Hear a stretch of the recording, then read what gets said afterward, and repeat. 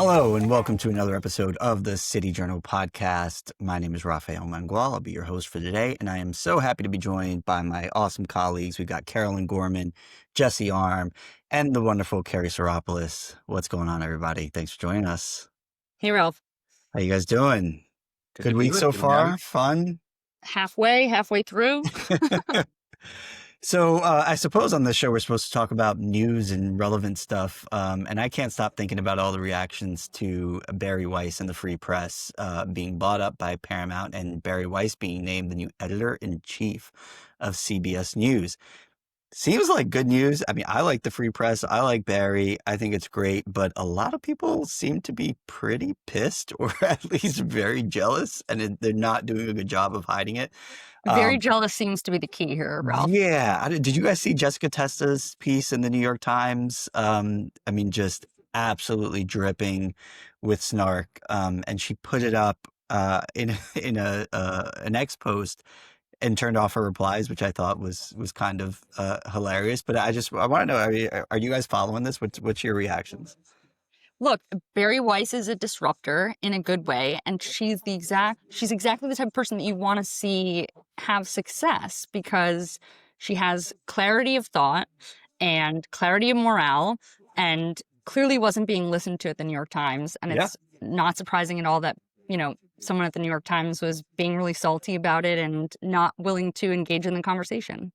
Yeah, no, I mean, and I think it's just important to take a step back too and just what Bari Weiss did with that was originally a Substack called Common Sense.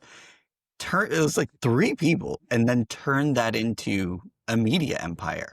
You have to talk about the time horizon in which she did all this too. I mean, It was 2020, just 5 years ago, when she was essentially ousted from the New York Times for being a dissident to what the cultural consensus of summer 2020 was among elites, the places who ran places like the New York Times. And she went off completely on her own and basically said, the full recapping of the story has to do with commissioning a piece from Senator Tom Cotton. Yeah. The use of the National Guard, ironically. Which I was involved in a weird way. I had a piece that was commissioned by the same editor who commissioned the Cotton piece at the time. It was on police reform. So that's our friend Adam Rubenstein, friend of the pod, right? Who's going to be, I think, now taking a pretty senior role as well. That's right. Which I could not be happier about because I think his instincts are just absolutely phenomenal. But yeah, no, at that time, are you getting a cut of this, Ralph? No, but these are, in some sense, if you're thinking about it relative to City Journal competitors, I guess, but it's only something laudable. And I think it's really just proof that the excesses of that moment, summer 2020, when craziness was kind of at a peak among elite, white, wealthy people who kind of subscribed to the New York Times, this is proof that, the excesses of that moment are now being rolled back, and that's definitely something to celebrate. And not all the negative attention being paid to this is coming from the left as well, and those people dripping with jealousy. There is a population within the right that I think views Bari Weiss as someone who is unwilling to bend the knee completely or totally, or doesn't have a social or cultural agenda that perfectly harmonizes with some people in our broader orbit. Maybe her views on abortion or immigration or gay marriage, or in other words, an independent thinker, i.e. someone who you want to be running a news organization, right? And someone who's heterodox. And someone who's heterodox, doesn't fit into boxes. And I can't tell you how many people, what is Bari Weiss, right? She's firmly pro-Israel. She's kind of firmly anti-woke, but she's had people on her platform and given them a voice in the pages of her outlet to express the counter perspective, even on those notes. That they would never get, a platform that they would never get at old CBS or at the old Times. I think it's also important to note that when she left the Times, it wasn't because she was forced out by the top. She was forced out by the bottom. You wrote her letter. She was forced out by it was the dictatorship of the commentariat the lower level staffers and interns talking trash about her in the Slack channel, and not by senior editorialship, but it was their kind of spinelessness that spurred her to leave and make an institution that was free press, but free from that kind of influence from the bottom. And so it's the greatest revenge of success. And now she's done it, but it's, you know, it's a little bit high school, the New York Times kind of catty reaction to this. A ton high school. It's very high school.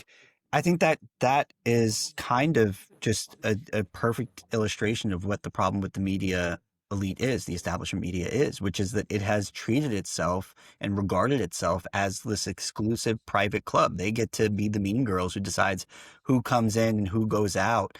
And, you know, when you have someone like Bari Weiss, who's clearly brilliant, who's clearly, you know, who at the time was the best writer on staff, who doesn't align perfectly, there's this sense that, you know, it's threatening. And it's that's the stuff that I think everyone saw through. It's why I think the Times and other legacy media institutions have suffered reputationally. And it's why I think the free press, you know, succeeded to the extent that it did. Yeah, I think that's right. Look, there's something to be said about. Wait, Kerry was doing his Trump finger for Yeah, I was I'll tell you who Bari Weiss is. Bari Weiss is the girl who goes away for a couple of years. She's in middle school. She goes away at the beginning of high school. Then she comes back to prom, and she's crowned prom queen. That's right. She's the and 90s. then all the girls who excluded her try and dump a bucket of pig's blood on her head. But the 90s rom-com queen. Yeah, so she's a 90s rom-com queen. But look, I think every workplace can have its issues. Like, the New York Times is not the only institution that kind of has a little bit of attitude. That isn't always necessarily the problem. I think it's the herd mentality that's really the problem. And it does seem really interesting and promising that, you know, this is coming from the top, this promotion, if you would call it that, you know? I have two personal Bari Weiss anecdotes to offer as we go through this conversation. One was just a couple of weeks ago, for context for viewers or listeners who don't tune in all that often. My role within the Manhattan Institute is to help lead our kind of government relations efforts and outreach work here in Washington, D.C. And I recently was at a happy hour event with a number of senior folks within the administration and some people who work on Capitol Hill and some lobbyist types. And someone asked me where I work, and I said the Manhattan Institute. And they said, "Oh, yeah, Bari Weiss." And I was like, yep, yeah. Just not actually, but I did want to take credit. And I thought, you know, just kind of an association by proxy there was pretty exciting. Normally, if I get asked where I work at a happy hour and I say the Manhattan Institute, the next thing I do is like put my hands up. Yeah, that felt like a fairly safe space. But you know, the fact that like, I guess enough of our fellows are writing, Douglas Murray, Abigail Schreier, you've been in the Free Press, Ralph, a number of other members of our team are in the pages of the Free Press frequently enough that I guess there's some common overlap there. So that's, you know, that I welcome that, association. And then the other personal anecdote I have about Bari Weiss comes from when I was an undergrad, and the first time I was ever published in a major news outlet. We had one of these classic kind of, late Obama era crazy peak woke instances at my campus at the University of Michigan, where we invited the AEI scholar Charles Murray to come and give a talk about populism. Former MI scholar too. Former MI scholar, Sure, yeah, absolutely. But yeah, I mean, he's kind of, you know, he's an 80-something-year-old kind of at the time, like never Trumper sort of libertarian adjacent social scientist. And I invited him to give him a talk on his latest book called Coming Apart, which was about, the kind of unraveling in the country and how a populist figure might step into the void left by unaddressed concerns with like white working class populist voters and flyover. A book he wrote as an MI scholar. Yeah. So, and then Trump got elected.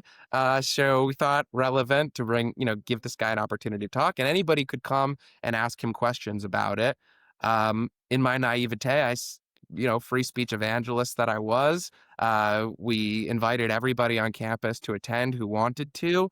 And it was like full-blown aggressive employment of the heckler's veto. We got these threatening messages ahead of time from something called the Campus Anti-Fascist Network, which I learned later was Antifa, which I wasn't familiar with at that point. And it was just crazy. They were like throwing stuff. They were commandeering the microphone from him, playing Darth Vader music and turning off the lights and setting off alarms and putting projections on the screen when he was trying to speak. But I was just so angry when I was like sitting at the dinner afterwards with the scholar who we had invited. And I went back to my college apartment and wrote up some emotional, poorly written screed about what had happened and sent it a few places. And Bari Weiss, from the New York Times, took a look at it and helped me turn my slop that I probably wrote as a college senior, like with a thesaurus, just try to use as big a words as I possibly can, into like a good piece. And she published me, and that's amazing. I didn't know you were in the Times. For that. That's awesome. I had to wait till I was like in my 30s to get into the Times for the first time. Well, I haven't been back since, so I've only been back once since. So I've only managed to get two pieces past the goalie there. Although one of them would have gotten past the goalie, and that was the piece that Adam Rubinstein had commissioned. But after all the fallout with the Tom Cotton thing, the Times just ghosted me on the piece, so I ended up pulling it and publishing it in the Wall Street Journal. Well, you know what? Better to have pieces in the Free Press than the New York Times. Oh, yeah. No, I love writing for the Free Press. I mean, my favorite thing that I've done with the Free Press, which they, I think, do really well, is I've participated in a couple of Free Press debates on the Honestly Pod. And those have been great. I did one with Lara Bazelon, who's like a, criminal justice lefty person, out in San Francisco, who actually I personally like. I think, I've enjoyed my exchanges with her. We've had a few different debates. But we did a debate on Honestly, and then we did a written debate for the Free Press, which I thought was like, this is exactly the right way to approach things, right? It's like, all right, here's a controversial issue. We're right smack dab in the middle of this BLM stuff. And you have two people who couldn't disagree more about almost everything in the space, but we're going to bring them together. We're going to, allow them to have an exchange. And then to the extent that there was any lack of clarity during, the pod where we were talking over each other, we're going to make sure people get an opportunity to see which side believes what by having these kind of, dueling essays thing. And I thought that was fantastic. And this seems like the type of thing that people really have appetite for right now. I mean, really just it does feel like something has changed and people are starting to feel like, I want to be out of this herd mentality. Like, what are the points of this debate? What should I know about this? What should I question about this? And having more opportunities to facilitate that is great, because I think there is a real kind of thirst for it. No, I think that's right. I think people have kind of gotten to a point where they assume if they're reading something in the media that it is, one-sided and slanted and reflects only the opinions of whoever's driving that particular institution. And the only way to undermine that assumption is to, make sure that you're giving the other side its due. And Bari Weiss has kind of mastered that. Can I say something about that, Ralph? Yeah. I'm not sure it's that important for institutions to change the way that they sort of overall frame the debate. Sure. But it is really important to engage. You know that the Wall Street Journal is going to be a little bit on the right. You know that the New York Times is going to be a little or a lot on the left. But being able to have a conversation and receive comments on your X post or whatever, having a willingness to have respectful conversation, I think is most important. I think that's right. Jesse, what were you going to say? Opinion side, maybe a little. Yes, I was going to say that too. Different story. Absolutely. The opinion side, for sure. News side, not so much. But sort of speaking of the debate thing, I mean, one of the things that the Free Press just did and is making news is they hosted a debate between Coleman Hughes and Dave Smith on Israel, which I was really kind of looking forward to. So for those of you who don't know, Dave Smith has kind of been making the rounds around the country, debating people, pushing this idea that Israel is, basically engaged in this long-term psyop to get the U.S. to do its bidding in the Middle East. And what's his expertise, Ralph? Remind me, he's a comedian. Oh, He's Okay. just a comedian, guys. It's just his Right. opinions, he's just a comedian, not an expert. Doesn't need to be an expert to have an opinion, by the way. All true, but it is like this weird kind of shtick he does. But I actually was not expecting it to go as well as it did. I thought, for the most part, they were incredibly respectful of each other. They weren't talking over each other. It wasn't a screaming match. It didn't devolve into ad hominem. And it allowed, listeners to just watch arguments get, picked apart. In my opinion, I thought Dave Smith came out of that bleeding from both ends there. But I wonder what you guys made of it, if you caught it. You don't need to be an expert to weigh in on something, but you have to be willing to be picked apart, I think, if you're gonna. Yeah. Well, you don't have to be an expert, right? I mean, I think that's right? Everyone's entitled to have an opinion. But what I don't like is this idea that that you can't be held accountable for the things that you say, as long as you drop this disclaimer somewhere along the line, this long, screed or conspiracy theory that you've woven together based on your, non-expert opinion or whatever. That's the thing that I think, kind of comes off as duplicitous. But Kerry, did you get a chance to see it?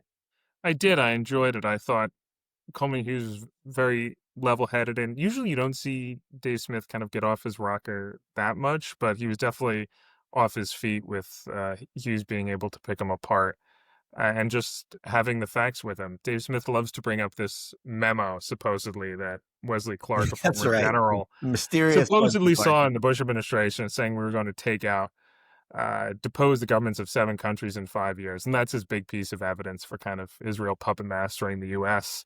Right. And Coleman Hughes just said there's no evidence this was an important memo. Wesley Clark himself has said that he never actually saw the memo. He only heard about it. And that they came from Donald Rumsfeld, who was dashing off 60 pieces of paper a day, the greatest memo of all time. Donald Rumsfeld sends a memo to his number 2 going, things are going poorly in Iraq, and we also have to solve the issue in Pakistan. Korea doesn't seem to be doing great either. Are you coming up with proposals for me to send around? This was a guy who was just firing off pieces of paper. Anyone who has a boss like that knows that it's not necessarily setting policy. And so anyone who's ever had a job in like corporate America knows. Yeah. Like, exactly. And that's what he's basing his whole argument off of. So I thought Coleman did a good job. They're very different kinds of people. And it was a very interesting exchange to watch play out over a long while. I think it was like 3 hours plus or something. Yeah, it was like 3.5 hours. Yeah. Dave Smith is someone who's sort of one of these like self-proclaimed ultra libertarian types. It's very clear that he pushes a lot of his worldview through that. It makes him this fierce proponent of like one particular perspective, and he leads with it. And Coleman fits into kind of a different box. He's more of a critical thinker. I'll talk to anyone. I'll sort through any number of questions. I'm going to do my disciplined. Research. Yeah. And he's someone who kind of disciplined and precise, I would say. Yeah. Disciplined, precise, and curious. And I don't know. The exchange itself, regardless of where you fall on Israel, Gaza, Hamas, anything playing out in the Middle East today, I think it just made a particularly clear point, and it was apparent very early on in the debate that it's just worth watching it to appreciate the dynamic. Yeah. And it's worth it to say that, like, Coleman Hughes, also another former Manhattan Institute fellow, as we're talking about, former MI people on this podcast today, despite, like, the fact that this genre, the 4-hour plus podcast debate thing, can be tiresome sometimes. And there's a lot of people who I think are unserious who end up rising to the top of that domain. Coleman's an exception to that rule, and anybody who I think appreciates that critical thinking that he brings to the table will appreciate this exchange. And I just think we need more Coleman Hughes out there, particularly in that genre. I think that's right, and I'm hoping that this move with the Free Press is going to expand, his reach and his profile. But I mean, looking at some of the reactions to the debate, I thought I mean, you got people like Norm Finkelstein saying, the predictable stuff, but Max Blumenthal chimed in on X to be like, "Hey, it's funny to see how Coleman, who he called, I think, Mini Van Jones, kept glancing down at his notes," and it's like, really, like this is your critique as a 3.5 hour conversation about an incredibly consequential topic, and you're criticizing him for looking at notes. Like, actually, this is what I want. That's good journalism. It's Totally. worth That's noting just incredibly one. responsible, honestly. I think that is sometimes the problem with people who aren't experts that sort of, you know, go on places and just spew whatever Yeah. and generate slop. Like, you should expect that there's some level of seriousness and attention that is put in, and that is responsible. It's worth noting for listeners who Norman Finkelstein is and exactly what he said. Norman Monster. Finkelstein is essentially a professional provocateur whose Yeah. career has been built on blaming Jews for anti-Semitism. He says that himself as, in some sense as a Jew, completely one who's removed from the tradition and the faith in every meaningful respect. But and portraying Israel as history's probably signature greatest villain. He made his name with this book, The Holocaust Industry, Yeah. which accused Jewish groups of exploiting the memory of the Holocaust. And that won him a lot of applause from anti-Semites and fringe activists over the years, cost him some credibility in mainstream academia, even knowing the left-wing biases in mainstream academia. But he's a hard left, figure who's flirted with socialism, communism, you name it. And he's been kind of the intellectual mascot of the hard left for the virulent anti-Israel campaign. And he said in the wake of Bari Weiss's being named as the editor-in-chief of CBS News that jokingly, I guess he put this out there, that her Yeah. first move was to install Van Van Jones. Jones as head, and then he used a Yiddish slur that essentially means the N-word. Yeah. So this is a disgusting person Yes, he is. at every level. So Bari Weiss has all the right enemies. Yeah, no, I think that's right. That's kind of like a good way to sort of judge yourself and how you're doing. In If we can get that kind of substantive 3 hour debate instead of Hoda Kotb and Kathy Lee Giffords drinking wine every morning at 7 o'clock, I don't think CBS will be worse off for it. I don't know about the Yeah. viewership Not numbers. for us though. We like to wrap No, yeah, but it might The be viewership like numbers gonna 40 minutes plummet. or People like less. that. yeah. I mean, Just keep honestly, it a little tighter. yeah, the people who might have the hardest time adjusting to, the new CBS are going to be like the lefties who've been used to getting treated with kid gloves. I mean, the thing I have in mind here, I don't know if you guys saw the Katie Porter attempted interview by CBS's Julie Watts the other day.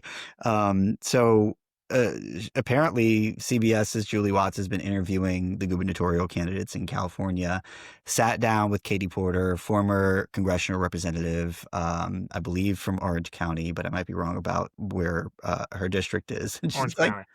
asking basic questions about like, how do you plan to win this election? What are you going to do about the fact that like I don't know if it was like 40% of, the state went for Trump or something like that. Like, are you going to court these voters? Do you need them to win? And like Katie Porter just broke down under the pressure of like very mild journalistic follow up and tried to cut the conversation. Do you guys see this? Yeah, I mean, look, it's Yeah. actually sort of, I don't want to say scary, but one, this is like what Ivy League schools are producing. And two, I mean, this is someone who wants to lead what the largest state budget wise in the nation, or at least top 3. Yeah. I mean, California is essentially its own country in terms of its economy. And if you are not willing to engage on basic questions about who your electorate is, I mean, that's unserious. Yeah, if California were a country, I think it would be ranked as like the 4th largest economy in the world, the larger than Japan. I mean, it's insane. And it's basically the worst kept secret in American politics that Katie Porter is a deeply unpleasant, borderline abusive person to work and operate with. Democratic operatives, many of them I count as close friends, believe it or not, will tell you that. Journalists, ditto for them. And many of them have just had horrific experiences with her. And they'll tell you about them. It's not a secret.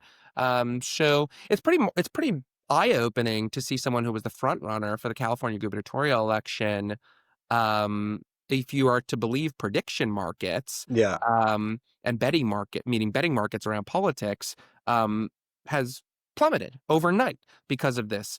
And there's something to be said for it. I mean, I think Josh Barro put it quite another former MI fellow, believe it or not. But today a kind of prominent Substacker and commentator. MI alumni are killing it, man. Yeah. Is this the MI podcast or the former? Why are they all alumni?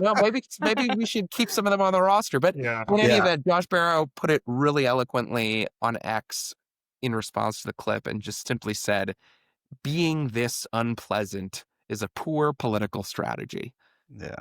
No, it reminded me of like one of those kids that you grew up with who, like, anytime something went wrong, he would scream and curse out his parents, and you just sit there like, oh my God. Well, that's the culture we live in now, Ralph.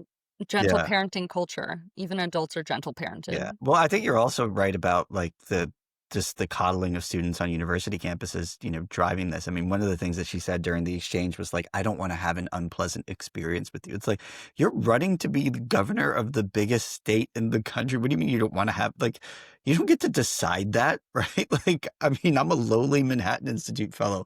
I had the same reaction. It's just even the kind of most transparently calculating and sort of like hard-nosed liberal politicos still use this like emotion-heavy like therapy talk to frame their complaints, even as they're like behaving egregiously to a reporter on camera. It's a weird default setting that they can't seem to turn off. Look, if you are trying to be the leader of a state in the US and you do not want to talk to a reporter because you are nervous that the conversation is going to be uncomfortable, not only should you not be in that role, but also we as a society should be asking ourselves, what is incentivizing this? Like, what are our expectations for our leaders? And what are our expectations for what life looks like? Because if someone doesn't want to talk to a reporter because it's uncomfortable, right? But what are life is uncomfortable. Get used to it. But maybe it's a good sign if the prediction markets are right and her chances are crashing. A good sign maybe for decency that people don't want to vote for, to coin a phrase, a nasty woman. I don't know who said that first, but if you got in trouble for it, I probably will too. But yeah, this is a woman who allegedly poured hot mashed potatoes on her ex-husband's head. Good. I didn't know that. That's a true story too. And I think Amy Klobuchar threw the salad, so I don't want to get in trouble with her. But yeah, it's not a good sign for somebody who is supposed to be this level-headed governor, especially as California is facing so many crises. Yeah. Especially when you have somebody, maybe like a Rick Caruso who's presenting a real slate of positive policy options. Maybe it's worth doing kind of like a quick rundown of who stands to benefit the most from a Katie Porter political implosion. California, like we said, is a place that matters a lot. Who becomes the next governor of it will matter a lot too. So who else is out there?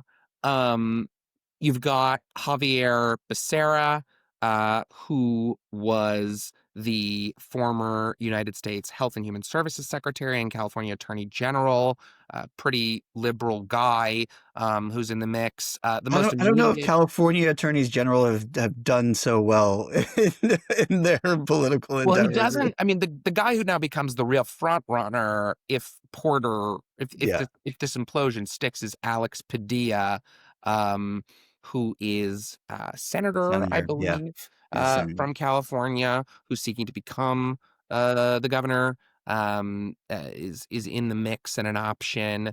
I've testified a few times before Senate Judiciary, and he's on that committee, and I have not found him to be particularly impressive in the way He that made a little bit of news earlier. The bar is sort of low right now, though, Ralph. Arrested. Yeah, right. He did do that. Like he a lot of Democrats have done now.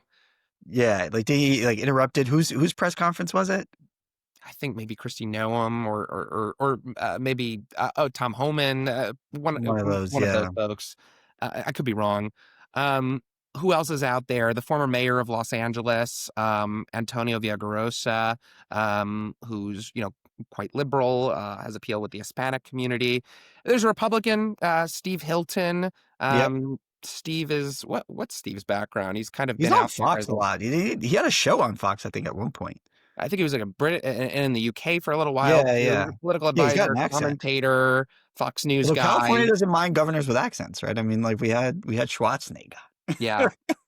The most interesting candidate from my perspective, though, is who Kerry mentioned earlier, Rick Caruso, who is a major real estate tycoon, extremely wealthy guy, came pretty damn close to becoming mayor of Los Angeles, almost defeating Karen Bass in the last election there.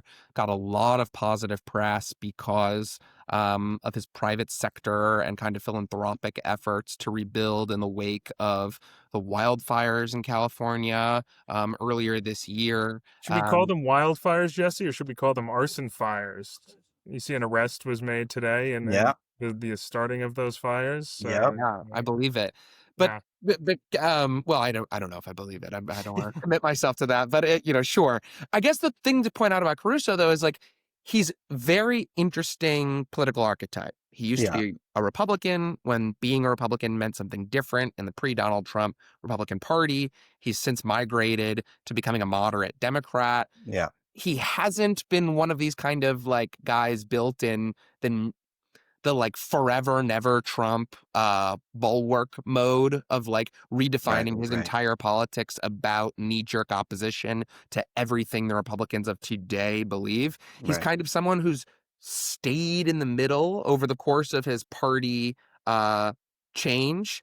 And we don't really have figures like that in American politics anymore. The last major one may have been a California governor and Arnold Schwarzenegger. So it's super interesting to see, Caruso hasn't thrown his hat into the race yet. But I expect he will. I think he will. I think he should. I think he should. I think you're maybe missing the perhaps more obvious comparison, Jesse. Billionaire, liberal Republican turned independent / moderate Democrat, very competent administrator in a city. Definitely a Mike Bloomberg type. For 500, Mike Bloomberg. There you go. Yeah, Kerry, you just quickly mentioned the arson arrest earlier today, but that actually brought a different story that I wonder if you guys have been following. There's a judge who lives in South Carolina, a federal judge, who issued a ruling against the Trump administration that was very deeply criticized.